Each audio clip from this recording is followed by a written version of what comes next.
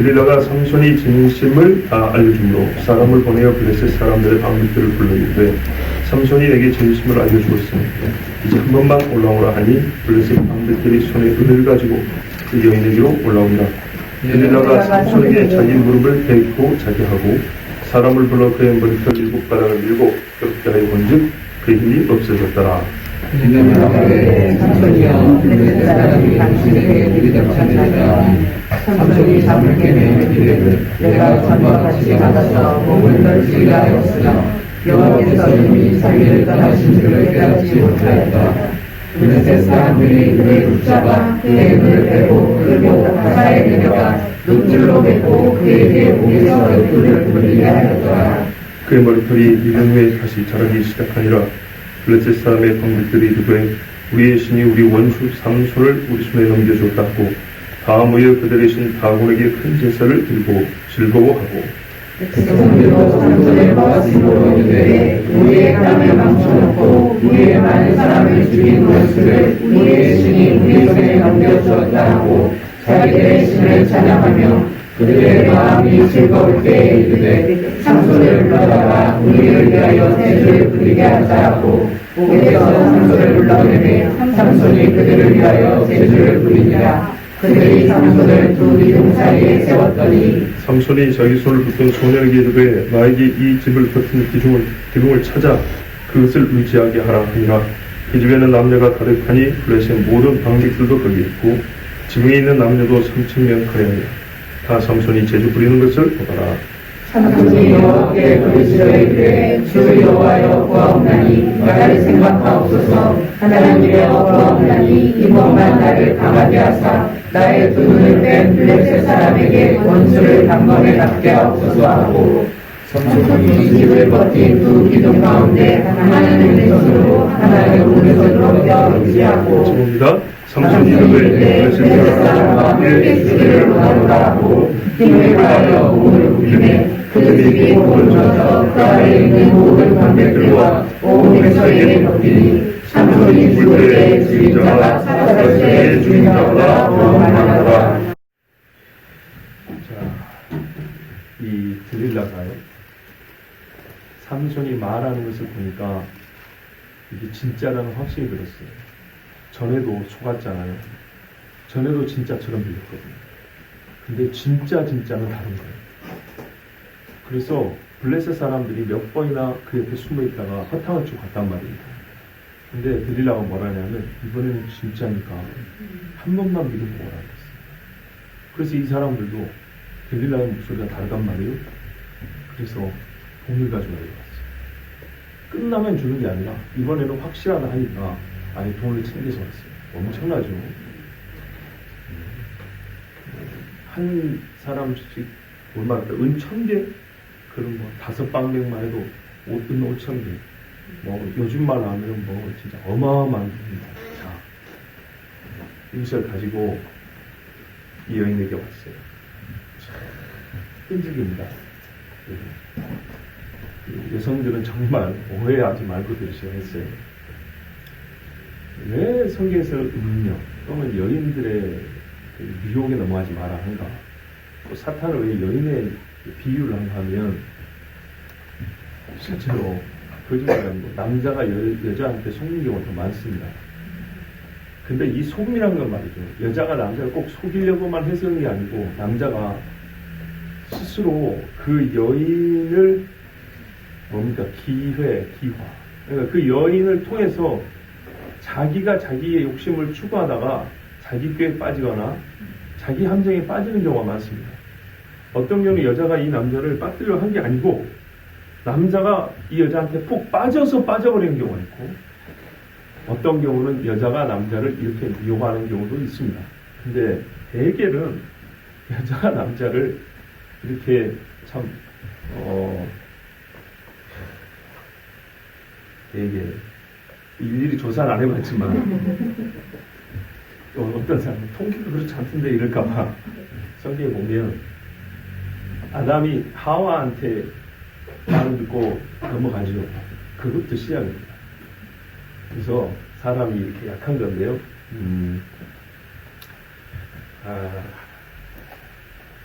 하여튼 이 여자가 못돼가지고 삼손은 분명히 자기를 사랑하는 줄도 알고 어째 삼손은 진심을 다해줬어요. 사랑은 또 진심이고 자기 비밀도 진심이고 결국에는 다 해줬잖아요. 근데 이 여인은 한 가지도 진심으로 삼손에게 준 게 없어요. 그럼 제가 여기서 한번 생각해 볼게요. 우리가 1살짜리가 이런 여자아이 1살짜리가 물론 이런 교묘한 생각을 하기도 어렵지만 이런 못된 마음을 가진 여자아이가 있을까요? 없겠죠. 1살짜리가 한 10살짜리는 조금 20살은 완전히 가능해지죠. 봐보세요. 희한하죠. 세상에서 그 돈을 많이 들여서 교육을 시키고 엄마들이 좋은 거 가르친다고 하는데 1살짜리는 이런 거 생각을 못해요. 이거는 단 한 번의 어떤 아이디어가 아닙니다. 이거는 마음입니다. 잘 보세요 여러분. 저는 심리학자는 아닌데 이 기제라 그래요. 어떻게 이게 사람의 마음이 형성되는가? 인간은 말이죠. 예를 들면 여러분 우리 옛날에 고추 가는 기계 있죠.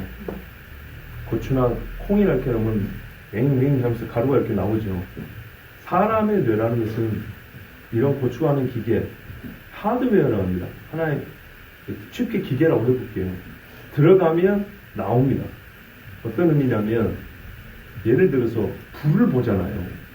불이라는 게 지각이 되면 불이라는 것을 지각된 그 사인을 받아들이면 뇌는 거기에 따라 반응을 하도록 원래 만들어져 있어요. 위험 요소라는 게 들어오면 어떻게 해요? 사람 몸에 뭐 그 호르몬도 막 분비가 되고 막 심장박동도 올라가고 그죠? 막 당황스럽기도 하고 막 식은땀도 나고 그래서 몸을 보호하면서 동시에 그 다음 일을 하게 하죠. 어떤 경우는 너무 당황스러워서 그 다음 일을 못하는 경우도 있죠. 그렇죠. 자, 그런데 남자들의 경우 예쁜 여자가 눈에 앞에 있단 말이죠. 그럼 어떻게 해요? 다소 눈이 돌아가죠. 돌아가고 돌아간단 말이에요. 이게 본성인데 본성에 따라 봐보세요. 지각이 어떤 인식이 되면 그 인식에 따라서 뇌가 작동을 한다고요. 뇌가 작동을 해서 이렇게 심장이 벌렁벌렁하고 그죠? 약간 몸에 홍주를 띠면서 몸의 행동도 이렇게 돌아간다고요. 자동으로 그렇게 돼 있어요. 그죠? 누가 나를 때리면 어떻게 하죠? 때린다는 고통이라면 자극이 딱 오면 순간에 내가 어떻게 해요? 이게 분노가 확 오르면서 그죠? 눈이 싹 돌아가고 인상도 굳어지고 몸에 그 다음에 어떻게 해요? 힘이 쫙 들어가죠. 또 맞으면 보안께 긴장이 들어가서 근육이 땡땡해지고 그죠? 어떤 호르몬들은 또 틀릴까봐 말 안 해요. 어떤 경우는 맞아도 이 고통을 못 느끼게 말이죠. 자, 이런 경우들이 생기죠. 이거는 사람마다 똑같습니다. 그죠? 이런 건 하드웨어라고 해요. 원래 갖춰진 이 큰 틀 안에서 자극이 들어오면 그거를 모든 사람이 공이 똑같이 그 자극을 뇌가 받아들여서 만들어내는 반응들이 있어요. 근데 이제 그 다음에 문제는 이거는 매우 감각적인 거예요. 그리고 뇌에 뭡니까? 본래적인 아주 기본적인 기능이에요. 그 다음에 문제입니다. 예를 들어 볼게요. 불이야했어요. 불이야해서 몸이 막 흥분되고 막 이렇게 뭔가 뇌가 불에 대한 반응을 하니까 몸이 거기에다 따라갔어요. 근데 나중에 이게 거짓말이라는 게 드러나고 있어요. 진짜인 경우하고 거짓말인 경우하고 그 다음에 이 사람의 이제 마음이 어떨까요? 자, 그런데 이렇게 100번을 속았어요. 그럼 어떻게 되죠? 그 다음부터는 불이야해도 반응을 똑바로 안 합니다. 그렇죠? 뇌가 비정상이라서요? 아니에요. 사고방식이 형성되어 버리기 때문에. 뭐냐? 사람의 말은 믿을 것이 못 된다는 사고가 형성되어 버려요. 뭔 말인지 아시겠죠? 뇌는 정상이에요. 뇌가 비정상이면 그런 거 못합니다. 그런데 정상인 뇌기 때문에 어떤 자극을 받았을 때 나는 거기에 합당한 반응을 내놨는데 이게 항상 거짓말에 속은 것이라는 결과물이 나와버리면 뇌는 그 거짓말에 대한 반응을 또 합니다. 그래서 어떻게 되냐? 내 마음속에 사고방식이 되는데 사람 말은 믿을 게 못 돼 이렇게 돼버립니다. 그러면 이 사람은 이제 마음이 어떻게 되냐? 항상 이렇게 쳐다보는 마음이 됩니다. 저 새끼 거짓말 아니야? 매사 이렇게 합니다. 그럼 우리가 그래요? 저 사람은 항상 부정적이야.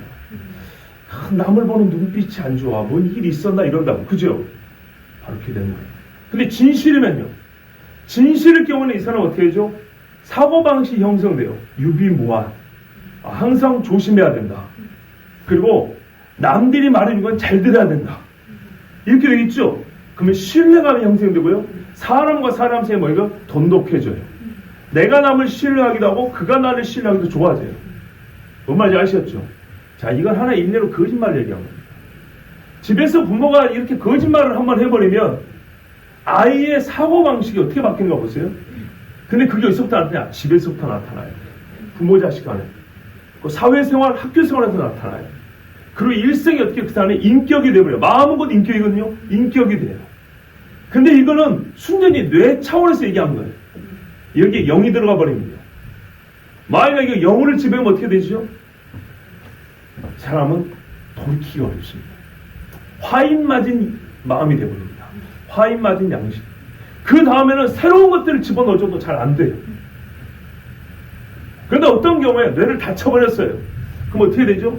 선한 게 들어와도 이게 처리를 못하죠. 그죠? 자, 엔진이 망가졌다고요.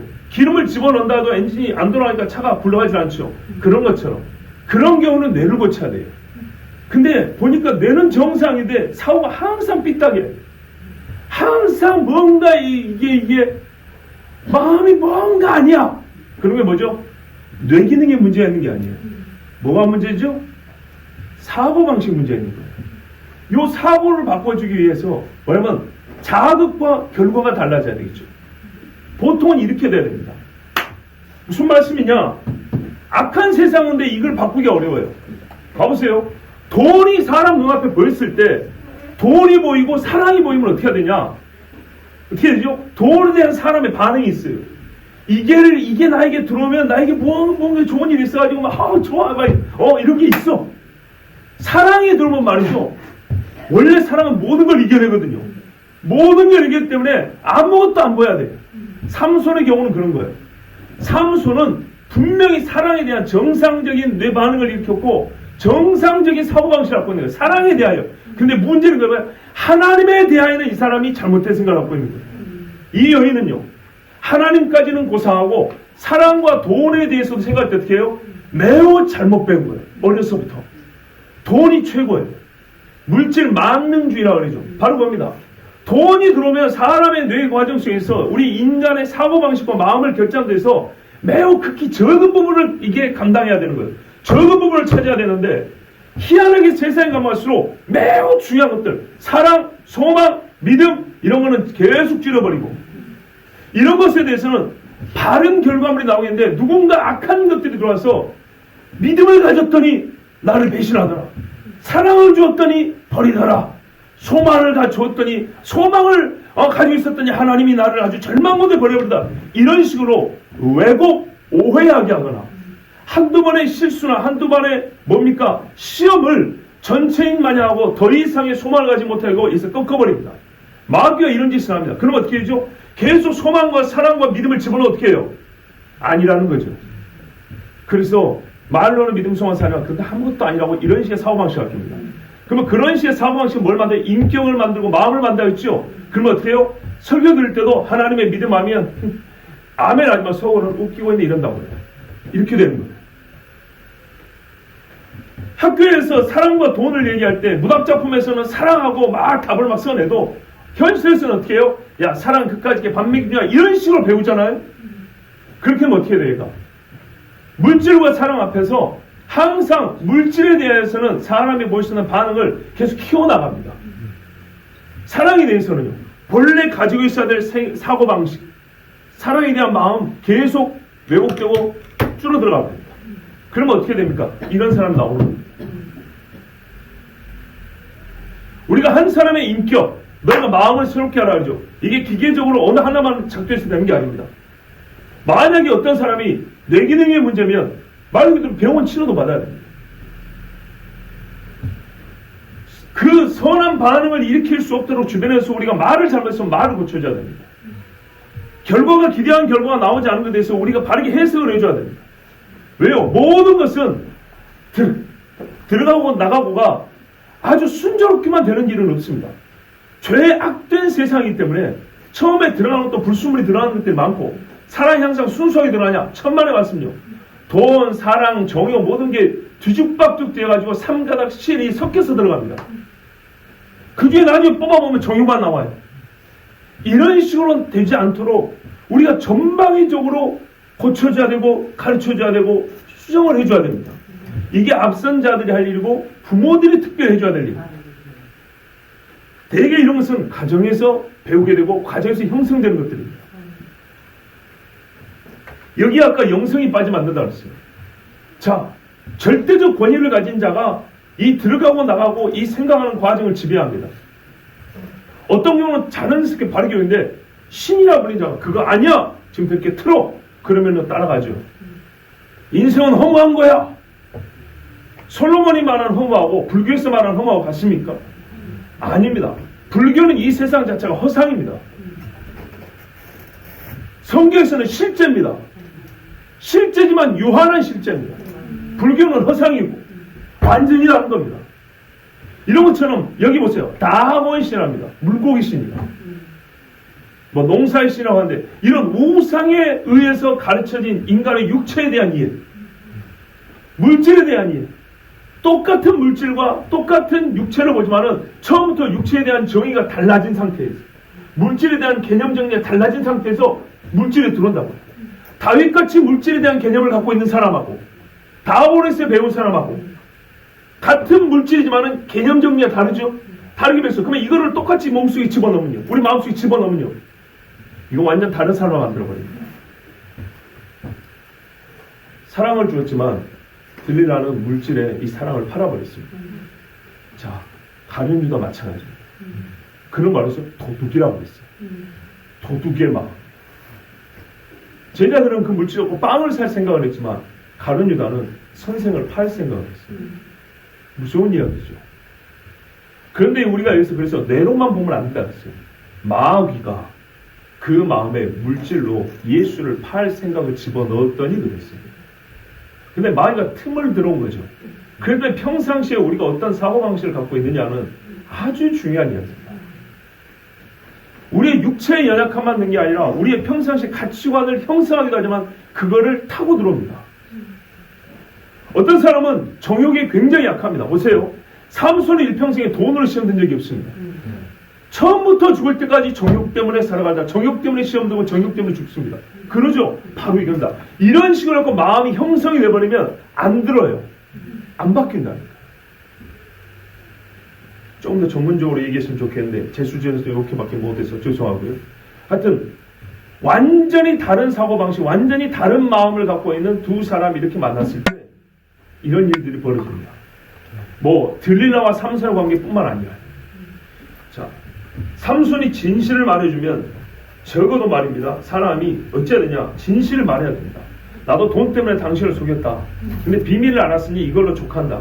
내가 은 5,000개 몇천 개 받아봐야 뭐하겠냐? 이렇게 해야 정상이죠. 옛날에 60, 70년대 영화는 보통 이런 식으로 해피엔딩이었습니다. 그런데 지금은 이런 게 아니에요. 그래서 삼손을 팔았고요. 블레셋 방백들이 올라옵니다. 올라오는 동에 들릴라가 이제 작전을 세웁니다. 눕히죠. 뭐 술을 먹였든지 뭔가를 해가지고 잠을 자게 만들었어요. 그래가지고 자기 무릎 위에 배고장했습니다. 삼손은 들릴라를 믿었어요. 그러니까 이 양반이 불쌍하면서 굉장히 순수하다는 거예요. 위대하지는 못한데 순수한 면은 있어요. 아니 지금까지 몇 번을 속았습니까? 그러면 이번에야말로 진짜 경계심을 늦추면 안 되는데 바로 이게 사람의 마음이라는 거예요. 삼손이라는 사람은, 그래서 우리가 인간의 마음에 말이죠, 모든 게 균형 있게 발달하기는 어렵고 이렇게 좀 치우친 면이 있어요. 그래서 이 균형 감각을 잡아주는 것도 참 이 삼손의 앞선 사람이 해줘야 될 부분이에요. 마음이 거짓말은 없는데 정욕에 약해요. 그런 사람들이 있어요. 다른 거 다 좋은데 물질에만 약해요. 다른 거 다 좋은데 이렇게 폭력을 이게 주체가 안 돼요. 이런 사람도 있어요. 다른 거는 다 뒤에 가도 괜찮은데 이름 내세우는 게는 무조건 앞에 가야 돼. 또 이런 사람들이 있어요. 자, 그런 것처럼 안타깝게도 삼손은 들릴라를 믿는 순수함을 보였어요. 그렇지만 악한 자를 믿었기 때문에 문제인 겁니다. 잘못된 걸 부지런히 배운 거하고 악한 자를 제대로 진심으로 믿는 거하고 이건 다 죽는 길입니다. 설마 들릴라가 하고 배웠는데 어떻게 됐습니까? 7 가닥을 밀어버렸답니다. 혹시 자기가 들킬까봐 계속 삼손을 이렇게 손 얹어주고 따뜻거려주면서 다른 손이 와서 밀게 했어요. 7 가닥이니까 머리카락 7개가 아니고 7 움큼 이렇게 잘랐다니 확 쥐고 자르고 쥐고 자르고 그러다 보니까 실제로 다 잘라버린 거죠. 그러니까 남자가 한 명 들어왔잖아요. 들어와가지고 한 줌씩 쥐어버린 거 얼마, 여러분 벼이삭 자를 때 봐보세요. 한 손에 이게 얼마큼 들어오고 이만큼씩 들어와요. 그러니까 실제로 삼손의 머리가 다 밀린 셈이 되었어요. 이 사람은 심장에 쿵쾅거렸겠죠. 만약에 깨면 어떻게 됩니까? 한 방에 죽는 거죠. 그런데 들릴라가 대신 약속을 또 했겠죠. 확실하다 이거는. 그리고 돈도 좀 줬을 겁니다. 자, 이런 건 기록이 안 돼도 뭐 당연한 이야기죠. 누가 자기 생명을 걸겠어요? 돈을 좀 준다 하니까 간 것이지. 그래가지고 밀었는데 시험을 해보니까 힘이 없어졌다. 자, 이거 시험 누가 했을까요? 이 남자가 했을까요? 그러기는 어렵다고 봅니다. 왜냐하면 20절에 보면 내가 블레셋 사람과 싸우겠다고 뛰어나가는데 힘이 없어진 줄 모르잖아요. 만약에 먼저 테스트를 했으면 알겠죠. 그러니까 그 다음 이야기 얘기하는 거예요. 밀고 난 다음에 잠자고 있는 삼손 블레셋 사람이다 하고 끼웠더니 있는 무지 하시더라고 내가 몸을 떨치리라 하고 그러니까는 이번에도 한 방에 제압하겠다고 나가는데 힘이 없어진 줄 몰랐다는 거예요. 그리고 바로 잡혔다는 거예요. 20절을 보십시오. 음녀의 농간에 노란한 사람이 자기가 뭘 뿌렸는지를 잊어버리고 여전히 하나님이 주신 은사를 보유하고 있고 그걸 행사할 수 있다고 착각한다. 이것은 사망에 이르는 지름길입니다. 경건의 능력이 사라졌지만 여전히 여호와의 이름으로 내가 나간다고 할 때 하나님의 능력은 나타나지 않습니다. 보십시오. 경건의 모양마저 사라져버렸잖아요. 솔직히 삼손이 뭐 경건의 능력이 얼마나 됐습니까? 경건의 능력이라보다는 은사의 능력이었죠. 그 은사입니다. 은사. 그런데 그 은사의 흔적마저도 없애버렸습니다. 겨우 흔적 갖고 다녔어요. 모양도 없는데 능력이 있겠습니까? 문제는 뭐예요? 능력은 없는데 모양만 가진 게 문제인데 삼손의 경우는 모양마저 없어진 거예요. 지금. 모양은 없었지만 내가 여전히 능력을 갖고 있어. 그런 삶을 살질 않았어요. 아까 제가 무슨 사랑과 돈 이야기했지만 하나님에 대한 이해도 마찬가지예요. 하나님을 만난 경험이 있으면 이 뇌가 두려움으로 반응하게 돼 있어요. 그리고 그 다음에 똑같은 현상, 똑같은 음성을 들으면 나는 어찌해야 된다. 이게 반복되면 어때요? 하나님에 대한 사고가 형성돼요. 여호와는 내가 가볍게 볼 뿐이 아니라 여호와는 항상 신실하시다. 이런 식으로 해서 하나님에 대한 정의가 내려집니다. 하나님에 대한 사고가 형성된다고요. 그러면 거기에 따라서 어떻게 돼요? 내 삶이 바뀌죠. 인격이 바뀐다고요. 마음의 모양이 형성된다고요. 그래서 타인에 대해서 이 사람 그러면 안 돼. 하나님 앞엔 절대 그러면 안 돼. 이런 말이 나오는 거예요. 그게 항상 그런 말 한마디에 해서 한 시간 동안 막 생각을 막 깊이 해야 되는 게 아니라 이제 자연스럽게 나오는 거예요. 그래야 되는데 삼손은 하나님에 대해서는 그러지 못했어요. 여호와 하나님이 내가 부를 때마다 달려오는 경비병이 아닙니다. 우리가 인격의 신이라고 하나님을 말하면서 단 한 번도 인격적으로 주를 배웁지도 않고 섬기지도 않아놓고 말로만 인격의 신이라고 부른 후에 하나님 내가 부르는데 왜 안 오십니까? 아닙니다. 하나님도 나를 시험해보세요. 아브라함에게는 뭐라 했어요? 내 벗이라. 내가 어떻게 아브라함에게 말하지 않고 일을 하겠느냐고 했어요. 아브라함하고 롯은 다릅니다. 살기는 살았지만 하나님이 있어서 롯하고 아브라함은 완전히 다릅니다. 블레셋 사람들이 삼손을 붙잡았습니다. 눈을 빼고 끌고 가사에 내려 노출로 묶어버리고 옥에서 맷돌을 돌리겠다고요. 진짜 참혹한 결말입니다. 절대로 잊으면 안 됩니다. 절대로. 여기도 우리 젊은 남자분들이 더 계시는데요. 그래서 특별히 이 이야기는 여러분 잠언과 더불어서 젊은 남자들에게 일생에 한 번쯤은 몇 시간짜리 하나님 말씀 연속 강의로 들어야 될 말씀입니다. 여러분 잠언에 보면 지혜를 말하는데 지혜와 상극인 단어가 하나 있어요. 뭡니까? 음녀입니다. 희한하게 지혜와 상극이 무지가 아니고요. 음녀입니다. 음녀. 지혜는 지식의 축적과 숙달에 의해서 형성되는 것보다는 하나님을 알므로부터 형성되기 때문에 하나님을 모르게 하는 그 반대편에 있는 대표적인 자는 누구냐면 사실은 마귀의 대리자로 할 수 있는 음녀입니다. 그래서 잠을 보면 처음부터 끝까지 음녀를 멀리하고 음녀를 조심하라 얘기합니다. 줄기차게 나옵니다. 어떤 한 부분, 한 주제를 얘기하고도 음녀가 나오고, 그 다음 한 주제를 얘기도 음녀가 나오고, 그 다음 한 주제, 무슨 말 하면, 잠언 31장까지 전반적으로 음녀 얘기가 빠지지 않고 나옵니다.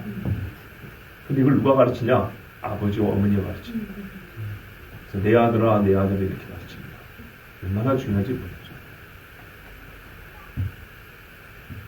오늘 새벽에도 예수님이 그랬어요. 너희가 나를 부인하는데, 부인하는 이 세대를 어떻게 표현하면, 악하고, 죄 많은 세대, 우상 숭배하고 교만한 세대 이렇게 하고요.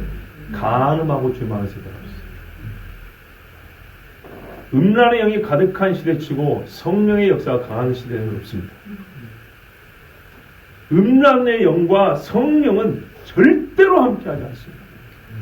하나님은 내 마음을 아실 거야. 그거 니만 알아. 하나님 못 알아줘요. 안 알아줍니다. 절대로 함께할 수 없어요. 성경에서 절대로 함께하지 않습니다. 근데 애매하게 이렇게 섞어놓은 다음에 하나님은 내 마음 아실 거야. 그거 주의 심판대 가서 한번 해보세요. 아시는 건 모릅니다. 주의 이름으로 귀신을 쫓아도 불법을 하면 모른다고 하는데 아실 것 같습니까? 그래서 이 시간에 우리가 이 삼손의 결말을 보면서 하나님 말씀의 음녀에 대한 경고를 일부 우리 한번 들어보고 싶습니다. 들어야 합니다. 이 귀한 은사를 망쳐놓은 사람, 망치게 된 이유, 결국은 삼손이 자기 정욕을 못 이긴 것인데 그 눈앞에 음란한 여인이 있었기 때문입니다. 이 음란한 여인을 이기지 못하는 작은 믿음이었기 때문입니다. 잠언 5장 1절에서 14절 보면 내 아들아 지혜에 주의하며 내 명철의 귀를 기울여 근신을 지키면 내 입술을 지식을 지키도록 하라 이랬어요. 지혜, 명철, 지식 다 나오죠. 근신. 그런데 이 반대에 뭐가 있냐? 이 귀한 것들을 다 모아도 그 반대에 음녀만 있어요.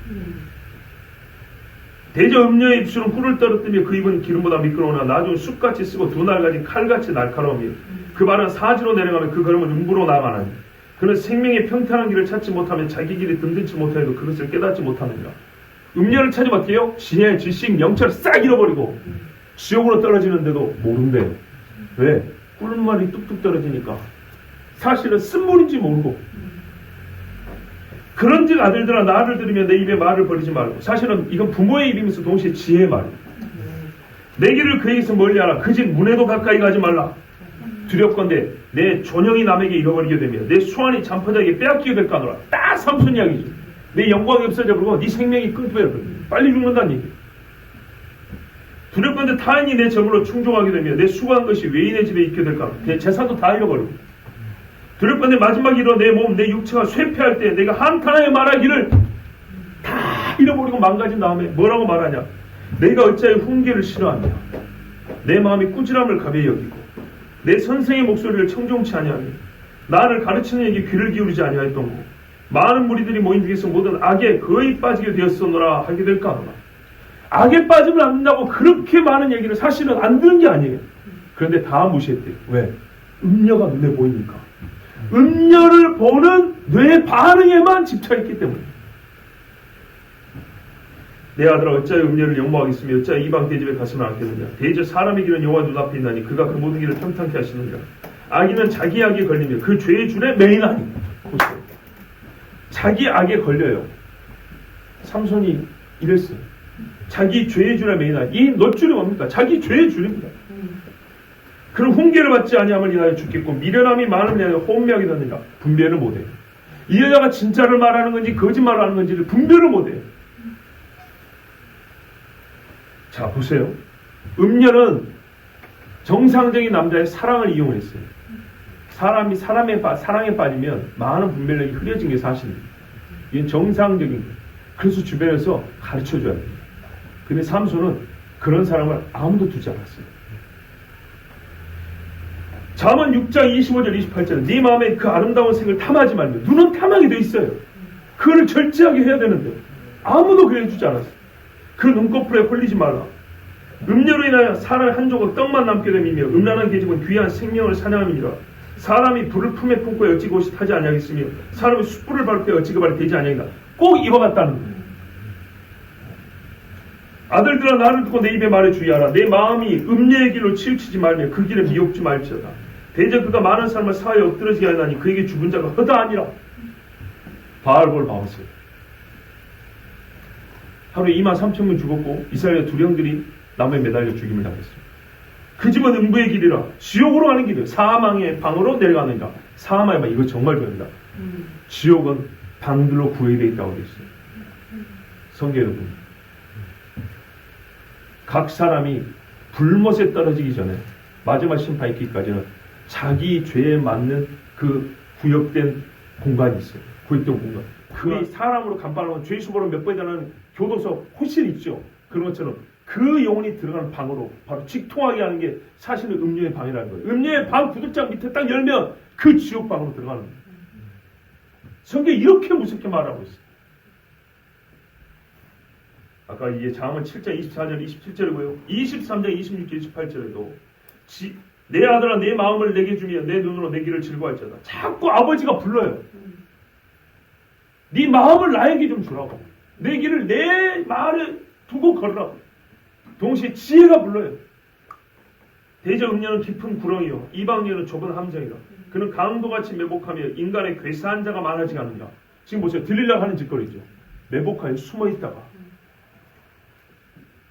여러분, 반면에 지혜의 욕이나 지혜의 능력, 지혜를 구한 일의 결말의 아름다움, 이거는 뭐냐? 성경이 말하기를 여호와를 경외하는 걸 배우게 됩니다. 지혜를 갖으면 여호와 경외를 배우고 음녀에서 생명을 지키게 하고, 그래서 지혜는 생명 보존 장치, 영생으로 인도하는 길잡이라고 합니다. 그래서 잠언은 처세술이 아니죠. 처세술이 아니라고 했습니다. 생명을 얻는 길을 말해준다 했습니다. 여호와 경외와 음녀에게 훈련이 극단적 대조를 이루고 있고, 성경에서 지혜를 가르침에 있어서 이 둘을 항상 언급합니다. 지혜가 어디에 쓰이며 무엇에 유익한지와 하나님과 음녀 곧 음란의 죄와 하나님을 섬기는 것은 상극에 있다는 것을 깨닫게 합니다. 반대로 보실까요? 잠언 7장 1절에서 5절 보면 내 아들아 네가 만일 나의 말을 받으며, 아니 잠언 2장 전체가 이렇게 되어 있어요. 나의 말을 받으며 나의 계명을 내게 간직하며 내 귀를 지혜에 기울이며 내 마음을 명철로 두고 지식을 불러 구하며 명철로도 소리를 높이며 이래하되 음녀를 부르지 말고 은혜를 구하는 것까지 그것을 구하며 감추인 보배를 찾는 것까지 그걸 찾으면 지혜를 부지런히 찾으래요. 지난 시간에 그랬잖아요. 이 사람의 부족한 건 가만 보면 지혜가 부족하다. 이걸 부지런히 찾으면 어떻게 되냐? 2장 5절에 여호와 경외하기를 깨달으며 하나님을 알게 되리니 대저 여호와는 지혜를 주시며 지식과 명철을 그 입에서 내심이며, 이게 순환적이에요. 지혜를 가지면 여호와를 알게 되고 여호와를 알게 되면 경외하게 되면 지혜가 더해지는 거예요. 아까 그 마음이라는 것도 순환적이에요. 이제 이렇게 악한 마음을 갖게 되면 물질에 대해 사람에 대해서 항상 이런 식으로 봐요. 돌아가고 하나님의 형상으로 보지 못한다고 해요. 어떻게 하면 이용해 보면서 나의 이득을 취할까? 저를 어떻게 팔아먹을까? 어떻게 부려먹을까? 이런 식으로 사람을 본다고 해요. 대저 여호와는 지혜를 주시며 지식과 명철을 그 입에서 내심이며 그는 정직한 자를 위하여 완전한 지혜를 예비하시며 행실로 온전한 자에게 방패가 되시나니 대저는 공평의 길을 보호하시며 그 성도들의 길을 보존하려 하십니다. 삼손이 이렇게 살았으면 하나님이 보호해주죠. 그런즉 네가 공의와 공평과 정직과 모든 선한 길을 깨달을 것이다. 지혜로부터 시작해서 하나님을 만나고 하나님을 경외하니까는 공평과 생명의 길을 깨닫는다는 거예요. 그 지혜가 이게 뭐냐? 다시 설명해줘요. 성경 어렵지 않게. 제가 많은 말을 붙여놓고 그냥 성경 읽어나가니까 여러분 훨씬 더 빨리 마음에 받아들일 수 있습니다. 그 지혜가 네 마음에 들어가면 보세요. 그래서 사람에게는요, 성경 항상 마음을 얘기해요. 뇌와 마음은 상관이 있지만 이 프로세스, 이 뭔가를 지각을 처리하는 이 과정에서 멈추지 않아요. 그 다음을 얘기해요. 고치가 네 마음에 들어가면 지식이 내 영혼에 즐겁게 될 것이요. 근신이 너를 지키며 명철이 너를 보호하여 악한 자의 길과 폐역을 말하는 자에서 건져내리라. 지혜가 들어가면 폐역을 말하는 자에서 건져내는데 지혜가 부족하니 지혜를 가르쳐주지 않으니 이 폐역한 것에서 떠나지를 못하는 거예요. 그럼 우리가 지금 종교교육 주관인데 개혁을 위해서 뭐가 필요한지 알겠죠. 마음을 새롭게 하는데 하나님은 지혜를 받으셨어요. 지혜. 야고보서는 지혜를 주시되 후히 주셔서 꾸짖지 아니하시는 분께 지혜를 구하라. 이게 뭐 95점짜리 100점 맞으려고 받는 지혜 정도로 생각하니 이게 얼마나 안타깝습니까? 성경은 지혜를 말할 때 음료에게서 빠지지 않는 길을 얘기하고 있는데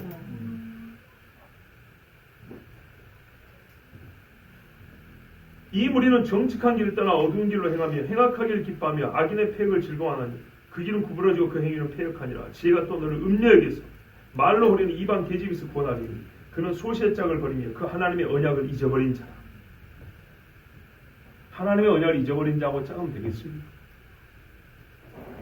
그 집은 사망으로 그 길은 음부로 기울어졌나니 누구든지 그에게로 가는 자는 돌아오지 못하며 또 생명길을 얻지 못하느니라. 맞아요. 하나님이 특별히 진짜 손을 딱 집어넣어서 끄집어내주지 않으면 절대로 못 나옵니다. 지혜가 너로 선한 자의 길을 행하게 하며 또 의인의 길을 지키게 하리니 대저 정직한 자는 땅에 가며 완전한 자는 땅에 남아있으리라. 그러나 악인은 땅에서 끊어지겠고 괴로운 자는 땅에서 뽑히리라. 잠언 7장 1절에서 5절에 내 아들아 내 말을 지키며 내 명령을 내게 간직하라. 내 명령을 지켜서 살면 내 법을 내 눈동자처럼 지키라. 이것을 내 손가락에 매며 이것을 내 마음판에 새기라. 지혜에게 너는 내 누이라 하며 명철에 너는 친족이라 하라. 이렇게까지 가깝게 하는데 완전히 붙이고 다녀야 된대요. 왜요? 딱 한 가지이기 때문에. 그리하면 이것이 너를 지켜서 음녀에게 말로 흐리는 이방 계집에게 빠지지 않게 하리라. 아멘. 자, 여기까지만 보더라도 성경에 더 있어요. 무슨 말이냐? 위대한 은사 갖고는요 음녀에서 나를 지키지 못해요. 은사는 일을 할 때 쓰이는 능력이에요. 사람의 본성을 바꿔놓는 게 아니에요. 아시겠죠? 이 삼손이 갖고 있는 엄청난 힘은 외적인 능력이에요. 속에 이 외적인 능력을 컨트롤할 만한 속의 능력이 없어요. 이것이 갖춰져야 되는 거예요. 이것은 누가? 먼저 선한 마음을 갖게 된 사람. 먼저 여러분 여호와 경외에서 경외가 나오고 사람의 마음이 어떻게 형성되냐 아까 말씀드렸잖아요. 그 정도로 어려운 거예요. 이 마음이 형성된 사람이 하나님에 대하여 삼손이 살면서 경험하는 작은 사소한 일 하나하나에 대하여 바른 사고를 가질 수 있도록 그에게 가르쳐줘야 되는 거예요. 그러면 그가 여자를 볼 때에도 힘을 쓸 때에도 블레셋을 보는 마음에도 자기 민족 유다 백성을 생각하는 마음에도 완전히 새롭게 된 마음을 가져야 된다고요. 그러면 그는 급할 때만 하나님 찾지 않냐고 기도에 대해서도 다른 마음을 갖게 된다고요. 매사에 하나님께 기도하고 매사에 하나님께 연춥지 않고 일을 하지 않는 그런 삶의 습관을 가져야 된다고요. 그게 그 사람 됨이라는 거예요. 삼손의 사람됨이 완전히 달라졌었어요. 그 힘에 걸맞는 이스라엘의 구원자에 걸맞는 사람됨을 가지고 있었는데 이것이 형성되지 않았어요. 그의 머리털이 밀린 후에 다시 자라기 시작합니다. 머리털이 자란다고 잘라버린 일이 많이 됩니까? 그건 아닙니다. 사람 죽였는데 시간 지났다고 죽인 게 없어지지 않죠. 내가 사람 하나 죽이고 애기 하나 낳았다 해서 플러스 마이너스 1 해가지고 저런다 이렇게 할 수는 없는 거죠. 우리가 이런 생각을 하고 있어요. 삼손이 머리털 자른 죄를 별도로 생각하지 않고 잘라버린 거에 잘하고 있으니까 좀 있으면 힘쓰겠네 이런다고요. 천만의 말씀이에요. 엄밀히 말하면 깨져버렸기 때문에 지금 머리털 자라도 소용없어요. 맞지요? 자르면 안 되는 거예요. 잘라버렸기 때문에 이제는 그거야 자연 상태에서 나는 거예요. 전에는 자연 상태에서 나는 것을 보통 우리가 일반적으로 편의를 위해서 적당히 이발을 한단 말이죠. 그런데 그 편의를 위해 이발하지 않고 힘들지만 이거를 수십 킬로 내요. 일생에 이렇게 길게 놓은 거거든요. 요거를 가지고 있었던 것은 하나님과의 약속 때문이었어요. 이거를 잘라버렸는데 여러분 선악과 하나 따먹고 나서 그거 또 하나 새로 나면은 아무 일 없었던 것처럼 됩니까? 아니죠. 제발 그렇게 이 부분을 읽지 않기를 바라요. 근데 그렇게 읽는 경우가 많아요. 간음의 죄도 컸지만 나시림을 스스로 버린 죄, 직접적으로 하나님과 관계를 무시한 죄는 만회되지 않습니다. 없는 것처럼 여겨지지 않습니다. 하나님이 이제 다시 자란 머리카락 안 보셔도 됩니다. 보실 이유가 없습니다. 그렇지만 우리가 알지만 하나님께서는 삼손에 다시 힘을 주셨습니다. 왜 줬지요? 기도 때문에 줬습니다. 기도 때문에. 삼손이 머리카락이 1cm 자라니까 테스트 한번 해보고 2cm 자라니까 테스트 한번 해보고 이랬던가요? 아닙니다.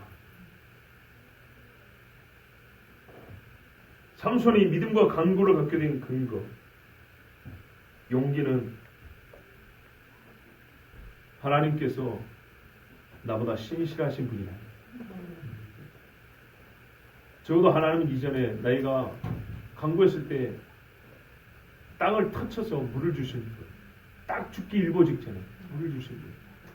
이 선한 추억, 이게 중요합니다. 우리가 그래서 살면서요, 신앙에 뾰족한 극단을 한번 쳐보는 경험이 필요해요. 아까 말씀드렸죠. 사람에게는요, 극단적인 상황이 사고를 형성한다니까요. 예. 그 신앙의 경험도 필요한 거예요. 어릴 때일수록 좋아요. 헛되게 시간을 많이 안 보내니까. 어른들 잘 보세요. 불이 음시하는데 좋죠. 근데 애들이 불을 모르잖아요. 불에 대하여 갖고 있어야 될 이 사고가 없잖아요. 그죠? 이게 어떻게 되죠? 잘못하다가 큰 사고가 나죠. 그 전에 어떻게 안 합니까? 한번 데워주죠. 살짝. 이러죠. 그때부터 돼요. 불에 대한 하나의 사고방식이 형성돼요. 어때요? 가까이 가면 안 된다. 야, 뜨겁다는 정도가 아니에요. 가까이 가면 안 된다. 저게 나 아닌 다른 사람에 닿아도 안 된다. 저게 뜨겁기 때문에 음식을 익히는 거다. 무슨 말씀인지 아시겠죠? 예. 우리 신앙에도 이런 게 필요한 거예요. 예수님이 제자들 주신 거 보면 단회적인 사건들도 있어요. 그걸 안 해도 되고 해도 되는데, 그거야 예수님 선택에 달렸는데, 주권에 달린 것인데, 예수님이 꼭 한 번씩 혹은 두 번씩 해주시고 넘어간, 가만 보면 예수님이 다양한 것들을 보여주셨어요. 예수님의 모든 말씀이 사실이라는 것을 우리 어리석은 인간들에게 감각적으로 가르쳐 주신 거예요. 감각적으로 그걸 가르쳐 줄 뿐만 아니라, 이런 일이 있을지가 아니라 그 일에 대하여 신앙인의 사고방식을 갖게 하는 거예요. 그리스도인의 사고 체계를 갖고 하는 거예요. 아시겠죠? 그래서 결정적인 사고의 전환을 일으키는 사건들도 필요한 거예요. 우리나라 정치사도 보세요. 결정적인 사건 하나하나의 정당에 대한 인식이 달라져 버리잖아요. 어떤 사건 하나의 정치 인물에 대한 생각도 달라져 버리죠. 그리고 그 뒤부터는요, 빼딱하게 보거나 매우 좋게 보거나 그러죠. 자, 탕자 비유 아시죠? 아들과 아버지 이야기. 탕자가 아버지 집에 돌아갈 수 있었던 절대전제, 대전제가 있습니다. 그게 뭐지요? 예? 아니, 편하게 말씀하세요. 아버지 집에 돌아갈 수 있는 대전제. 이게 없으면 못 가요. 아버지 날 사랑하시고 받아주신다? 그거 더 큰 게 있죠. 아버지 살아계신다. 그 좋은 아버지, 그 성품, 그 사랑 그대로 갖고 눈 감아버렸어요. 못 가죠. 제일 첫 번째는 아버지가 살아서 여전히 그 집에 계신 거예요. 우리 하늘 아버지는 살아서 항상 그 집에 계세요. 그리고 그분의 마음이 바뀌지 않아요. 이게 우리 항상 기도할 수 있는 근거입니다. 네. 나는 개떡 같아도 다시 돌아올 수 있는 그분은 항상 그 자리에 살아계시다. 그래서 삼손이 이따 보면 뭐하죠? 기도하죠. 자기 처지는 완전 달라졌는데. 블레셋 사람의 방백들이 말합니다. 우리 원수 삼손을 우리 신이 우리에게 넘겨줬다. 아니죠. 하나님이 넘겨준 거죠. 그런데 이 사람들이 이런 생각을 해요. 그리고 기념 축제를 합니다. 다원 신전을 와가지고 큰 제사를 드리고 즐거워했답니다. 여러분, 삼손은 어쨌든 사사입니다. 이스라엘을 대표하는 하나님의 종입니다. 여호와의 종 한 사람이 범죄하고 몰락하게 되면 여호와의 이름이 이방인 중에서 모독을 당한다는 로마서 말씀이 이렇게 일어나는 것을 우리가 알 수 있습니다. 또 이방으로 더 큰 죄를 짓게 합니다. 삼손으로 말미암아 다곤 신에게 축제를 하게 됩니다. 제사를 지내게 됐잖아요. 한 번 더 하게 됐어요. 그러니까 기독교인들이 특히 이 시대에도 보면 지도자적 위치에 있는 기독교 목회자들이 있어요. 이분들의 말 한마디가 교회가 세상에서 어떻게 해요? 그 존귀함을 잃어버릴 수도 있고 하나님의 이름이 모독을 당할 수도 있고 진리가 왜곡되고 땅에 처박게 되는 경우도 있고 이방 사람들이 교회를 장난치고 재주 부리게 하고 조롱하면서 자기들이 섬기는 귀신을 더욱 기뻐하고 즐거워하는 그런 죄를 짓게 하는 경우도 있어요. 옛적에도 많았습니다. 그래서 우리는 정치인들 위에 있는 사람만 기도할 게 아니고 기독교 지도자들 중에 그러니까 우리의 위에 있는 사람들, 교회 위에 있는 사람들을 위해서 기도해야 합니다. 백성들도 삼손을 봤습니다. 똑같은 소리 합니다. 우리의 땅을 망쳐놓고 맞죠? 여우 300마리 묶어다 불질러 버렸죠. 우리의 많은 사람을 죽이는 원수 1000명 죽이고 또 옷 30벌 가져간다고 죽이고 우리의 신이 우리 손에 넘겨주었다고 이렇게 생각한다고요. 보세요. 이게 사고방식이에요. 예. 우리가 원했던 잘못된 생각이지만 이 프로세스, 이 과정이 그대로 결과가 나와버린다. 이 사람들은 다곤에게 기도했겠죠. 다곤이여 삼손을 주소서. 그치요. 그랬더니 삼손이 왔어요. 삼손을 잡았어요. 그럼 어떻게 되죠? 다곤에 대한 새로운 생각이 형성돼요. 그게 믿음을 만들어내버려요. 자, 이 지경이 되면 어떻게 됩니까? 전도도 안 되는 거예요. 여러분, 우리가 조금 윤리적으로 안 좋은 일을 해가지고 전도의 문이 막히는 정도가 아니에요. 하나님의 사람들이 하나님에 대한 생각이 삐뚤어져 버리면 이방 사람들은 귀신에 대한 생각이 굳어져 버리고 하나님에 대한 생각이 더 삐뚤어져 버린다. 그래서 전도가 안 됩니다. 말이 안 들어갑니다. 여러분, 그동안 이게 삼손의 삶이었어요. 여기서 자기 귀에 들리는 소리에서 이제 눈으로 안 보이는데 내가 사실은 다분을 즐겁게 했구나. 하나님을 기쁘게 한 게 아니고 귀신을 즐겁게 하는 삶을 살았구나. 이제서 눈 뽑히고 나서 짐승처럼 맷돌이나 돌리면서 큰 맷돌이죠. 이거 돌리면서 깨닫게 됐어요. 21세기 삼손이 우리 중에 없을 수는 없지만 강해지기로 합니다. 그들의 마음이 즐거울 때 한참 재밌었어요. 그 뭐랍니까? 삼손을 불러다가 우리가 제주를 부리게 하자. 말 잘 들어요. 이제 뭐 할 수 있나요? 거기서 끄집어내고 제주를 부리겠어요. 뭔 제주인지는 모르겠어요. 춤을 춰라 했는지 엉덩이를 이름 쓰라 했는지 덤블링을 하라 했는지 눈을 감으면 덤블링은 좀 어렵죠. 균형 잡혀야 되니까. 하여튼 뭔가 삼손에게 어울리지 않는 짓을 시켰고 그것을 이 사람들은 재밌었어요. 얼마나 웃었겠습니까? 그런 다음에 잠시 쉬는 시간 옥으로 다시 들여보낸 것이 아니라 두고두고 눈요깃거리 삼으려고 앞에 딱 세워놨어요. 도망 못 가게 도망갈 수 없지만 두 기둥 사이에 세워놨어요. 이 자리에 서 있는 삼손의 심정이 어땠을까요?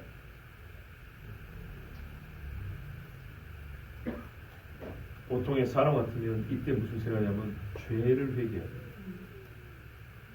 음료를 쫓아가는 죄, 하나님과 약속을 어기는 죄, 하고 싶은 것만 하고 듣고 싶은 것만 듣고 내 모든 것을 내 뜻대로 선택하는 죄, 곧 자기 소견에 옳은 대로 행하였다라는 사사시대의 그 전형적인 죄를 다 대표격으로 지었다.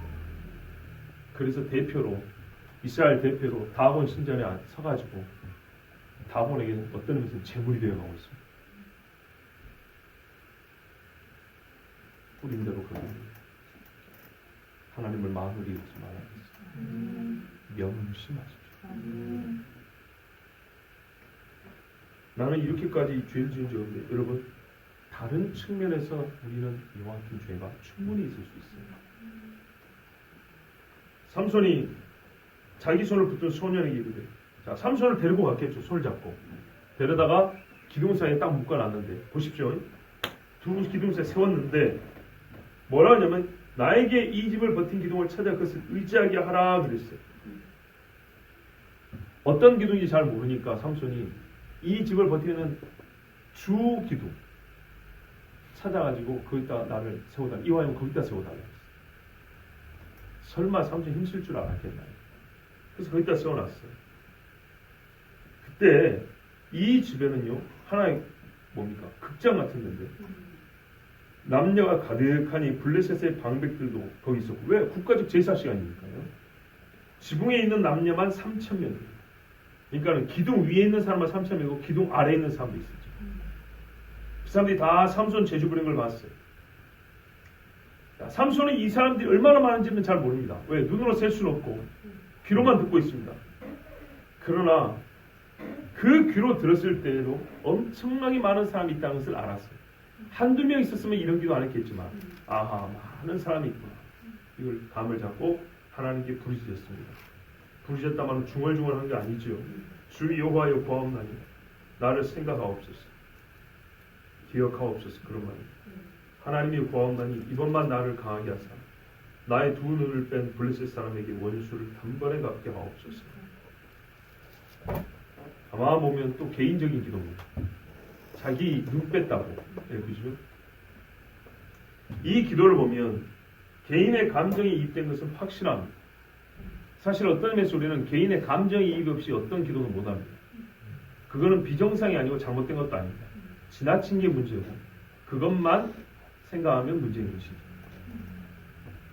먼저 인정할 것은 삼손의 기도는 감정의 이입 외에 다른 것이 특별한 게 없다는 것을 볼 때 사사 20년 동안 기도가 하나도 성숙되지 않았어요.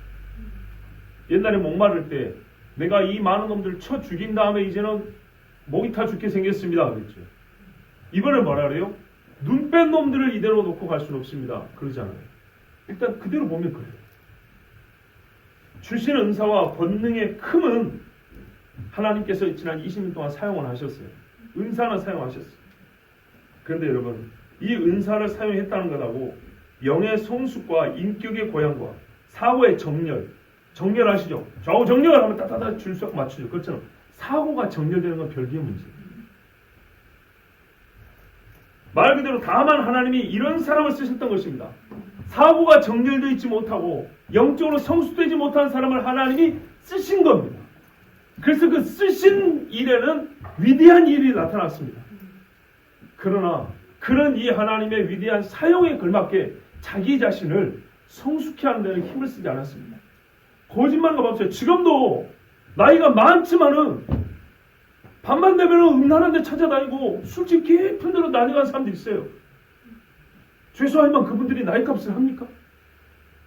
못합니다. 할 수가 없습니다. 음녀에게 빠진 사람은 눈이 시뻘겋고 돈이 줄줄줄 다 나가고요. 뭡니까? 이게 술에 떡이 되었고 나옵니다. 그래서 흰머리가 난 부인이 여전히 파출소하고 여전히 벌하고 뒷바라지해야 되고 그런 정신 못 차린 사람도 있습니다. 음녀에게 빠지면 그렇게 되는 거예요.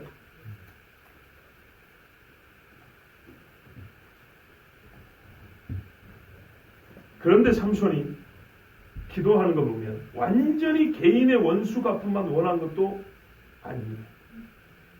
어떤 측면에서 그러냐? 선지자들이 기도할 때 보면 자기 개인 사정이 많이 들어가 있어요. 개인적 고통과 고뇌가 많이 들어가 있어요. 그런다고 해서 그게 순전히 개인적인 바람만 하는 건 아니에요. 무슨 말이냐면 나 같은 선지자를 개인적으로 오히려 뭐 이렇게 해야 되죠? 존경을 해줘야 되겠죠. 아니 엘리야를 밥 한 끼 해준 것처럼 이래야 되는데 아주 불황자 취급을 하고 범죄자 취급을 한단 말이에요. 선지자를 이 정도 취급을 하면 하나님이 이 백성의 죄가 얼마나 크냐 이 말이죠. 그러니까는 선지자가 자기가 다 한 이야기를 해요. 그러면서 그것이 곧 하나님의 심정이라고 하나님 맞습니다. 이렇습니다로 그렇게 해요. 그러면서 기도를 한다고. 그러니까 삼손이 지금 당한 일은 어쨌든 삼손이 하나님 앞에 사사로 세워진 사람 아닙니까? 그러면 사사의 눈을 뺐다는 것은 하나님 앞에 한 짓하고 별로 다를 바가 없는 거예요. 그렇기 때문에 이것에 순전히 말로는 개인적 차원에 머물러 있어서 솔직히 더 깊은 기도를 예레미야처럼 더 깊은 기도를 하면 좋지만 그렇게 가지 못한 아쉬움은 있어요. 하지만 그게 완전히 개인의 기도에서 머무는 것은 아니다. 이보다 더 성숙했어야 맞긴 하지만 자, 삼손이 집을 버틴 두 기둥 가운데 섰습니다. 하나는 왼손에 하나는 오른손에 끼어 의지했답니다. 이거는 제가 성경을 의심하는 게 아니고 궁금합니다. 여러분 봐보세요. 꼈다는 것은 이렇게 했다는 얘기잖아요.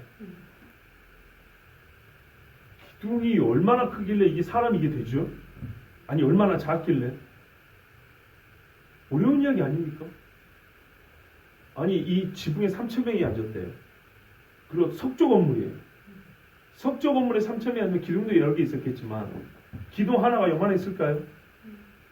사람이 껴안으려면 손을 쭉 뻗어도 보통 사람 2m가 안 됩니다. 껴안으려면요. 이렇게 들어오려면 삼손이 한 4m짜리 거인이었나요? 그만합니다. 삼손은 네피림이 아닙니다. 추정컨대 보통 사람보다는 조금 컸을 수 있습니다. 그러나 그래봐야 오늘날로 말하면 씨름 선수 정도나 뭐 배구 선수, 농구 선수 정도 사이즈밖에 안 됩니다. 그렇다고 하더라도 팔을 벌렸을 때 엄청난 건물의 기둥 2개를 양손으로 다 끼얹는다. 이건 좀 어렵습니다. 그렇죠. 그러나 우리는 일단 말씀대로 봤습니다. 왜냐하면 우리가 눈에 보는 건물들의 크기와 그 기둥들을 보면 사람이 2손으로 끼얹으려면 하나를 끼얹는 것도 어려운데 2개를 2손으로 끼얹는다는 말은 하나씩 끼얹었다는 얘기 아닙니까? 그러면 이게 이렇게 2개가 기둥이 이렇게 나란히 붙어 있지 않고서는 어렵거든요. 그것도 웬만한 사람의 신장으로는 이거 불가능합니다. 끼얹을 수가 없습니다. 그 말은 최소한 삼손이 조금은 컸다는 얘기고 네피림은 아니어도 좀 컸다는 얘기고 기둥이 우리가 생각한 것과 달리 근접하게 붙어 있었던 기둥일 수도 있다는 겁니다. 자, 예를 들면 이런 거죠. 이 부분에는 전체 건물의 무게를 크게 받는 기둥을 세워야 되는데 기술적으로 큰 걸 하나 세울 수는 없어서 조금 작은 걸 2개를 연달아 붙여갖고 세워놨을 수도 있는 거죠. 그러니까 이거는 우리가 알지 못하지만 일반적으로 굉장히 어려운 상황이다. 그런데 일반적으로 이런 경우를 보기가 어려운데 이게 진짜 이 말씀대로 됐다면 어떻게 되냐? 하나님이 삼손을 쓰기 위하여 참 이 건물도 삼손이 끼어안을 만한 구조로 건축된 건물 거기에다 그릇 세워두셨다 보면 되는 겁니다. 자, 이래서 삼손이 2 기둥을 끼워갖고 하나님 앞에 마지막 기도를 합니다. 블레셋 사람과 함께 죽기를 원하노라. 큰 소리로 부른 겁니다. 사실 이렇게 하고 힘을 다하여 몸을 굽히며 그 집이 곧 무너졌다 했습니다. 팔로만 한 게 아닙니다. 팔로만 이렇게 당긴 게 아니고 몸을 이렇게 했다고 봐야 되죠. 그랬더니 그 집이 무너졌고 모든 방백, 백성 다 덮여서 3,000명 이상 죽었습니다. 삼손이 죽을 때 죽인 자가 살았을 때 죽인 자보다 더욱 많았더라. 세보면 아는 거죠. 여러분 이것은 삼손 죽은 자의 수를 세는 수고를 걸어주려고 말한 게 아니고 평가라. 삼손이가 마지막 평가입니다. 근데 안타까운 거는 끝까지 충성했다는 뜻으로 평가한 게 아닙니다. 반대로 그가 살았을 적에 얼마나 부추했느냐를 보여주는 겁니다. 마지막 죽으면서 기둥 하나를 꺾어도 3,000명을 죽일 수 있었어요. 그가 살았을 때 생각을 똑바로 하고 음녀에게 쓸 시간에 보세요. 마지막에 이 건물을 무너뜨리면 되겠구나. 주 기둥을 잡아가지고 꺾으면 되겠구나. 이런 생각을 했죠. 이 정도의 생각을 20년 전부터 줄곧 갖고만 있어서 삼손은 훨씬 더 큰 구원을 이룰 수 있었습니다. 근데 그러지 못하고 마지막에 가서야 하나님이 이스라엘을 구원하기 시작 아니라 라는 그 뜻을 이룰 수 있는 그 길을 찾았어요. 형제들이 온 아버지의 집이 장례는 명예롭게 치러주었습니다. 왜냐하면 삼손의 마지막은 그의 믿음이었기 때문입니다. 머리털도 충분히 자라지 않은 상태에서 오직 기도로 살았을 적보다 많은 자를 죽이고 여호와의 말씀 곧 블레셋으로부터 이스라엘을 구원하기 시작하였기 때문에 형제와 아버지 집은 위험을 무릅쓰고 삼손의 시신을 찾으러 갔습니다. 사실 삼손의 시신 찾으러 간 게 얼마나 위험합니까? 가자. 옛날에 성문 뜯하고 왔던 동네입니다. 이스라엘 사람은 이를 갈았을 겁니다. 지금 얼마나 많은 사람이 죽었습니까? 근데 이런 게 가능하려면 몰래 갔더라도 가자 사람이 공포에 휩싸여가지고 벌벌 떨고 있어야 됩니다. 그렇다면 하나님께서 가자 사람들의 분노가 아닌 무서움에 떨게 만들었다고 합니다. 삼손은 머리털 하나로 나실인의 유일한 표를 삼고 살았지만 끝에서는 표가 없어도 믿음으로 사사의 직무를 다하였습니다. 그제서야 삼손이 깨달았고 우리도 깨닫습니다.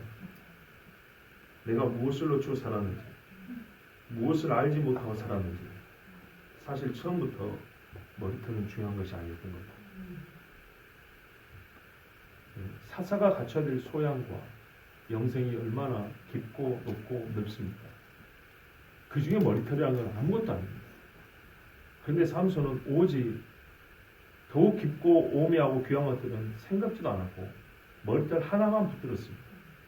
머리털 하나만 붙들고 있었는데 그 표 하나만 붙들고 있었는데도 하나님이 사사의 귀한 성분을 다 잃어버린 사람을 표 하나만 붙들고 있어도 하나님은 나시대로 인정해 주셨고 그에게 권능의 은사를 끝까지 주셨습니다. 그런데 지금 이 마지막에는 역설 뒤집어졌지 않습니까? 표까지 잃어버렸습니다. 표까지 잃어버렸는데 이제 그 속에서 하나님 앞에 진실한 기도를 안 하니까 그는 평생 이 표만 있으면 되는 줄 알았어요. 보다 더 중요한 것이 있는지도 모르고 요 하나로 그냥 모든 게 다 되는 줄 알았어요. 근데 정작 이게 아니었던 거예요. 하나님은 마음의 중심의 깨끗함을 원하셨고 하나님을 향한 진심을 원했던 거예요. 삼손이 죽으면서도 깨달았고 크게 슬프겠어요. 근데 진작부터 이게 있었으면 얼마나 좋았을까. 머리털은 진정으로 중요한 것은 아니었던 것입니다. 진작부터 이방인을 찾지 않고 여호와를 찾는 기도자였습니다. 이렇게 기도했었어야 됩니다. 눈에 보이는 대로 걷지 않고 여호와의 말씀이 들리는 대로 눈을 돌려야 했습니다. 살갗에 닿는 느낌이 좋은 것을 만지지 말고 거친 광야에서 주의 손을 잡고 걸어야 했습니다. 애굽에 좋은 먹을 것들 하나님은 다 못 먹겠습니다. 만나만 먹어보겠습니다. 하늘에서 내리는 만나만 먹어야겠습니다. 그 제사상에서 나오는 소고기, 돼지고기, 양고기 못 먹겠습니다. 내가 매출하게 내려주고 성막에서 너희가 나에게 바치고 내가 너에게 허락한 것만 먹어야겠습니다.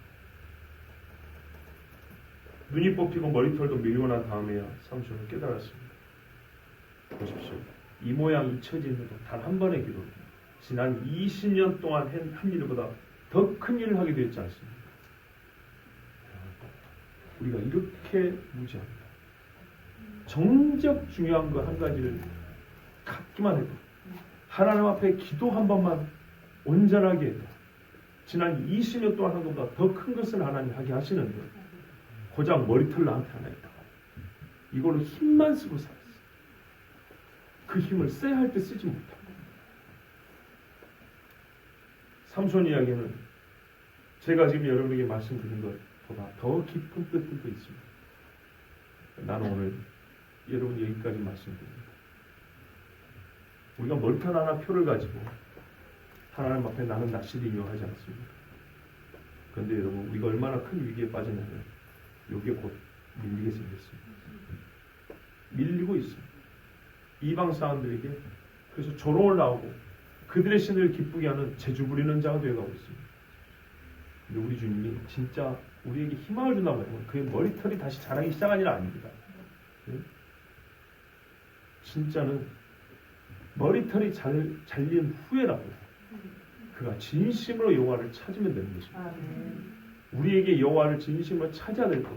정말 자기 속에는 옳은 대로 살아가고 완전히 하나님을 잃어버린 세대고 마지막 사사라고 하나 세워놓은 게 이 모양인 지경일지라도 하나님 앞에 내가 차라리 이 블레셋 사람과 죽기를 원합니다라고 주님 앞에 온몸에 움켜쥐고 힘을 다하여 기도하면 주께서 우리에게 생명을 주시고 우리를 사사로 마지막까지 써주신다는 진짜 진리가 여기 있습니다.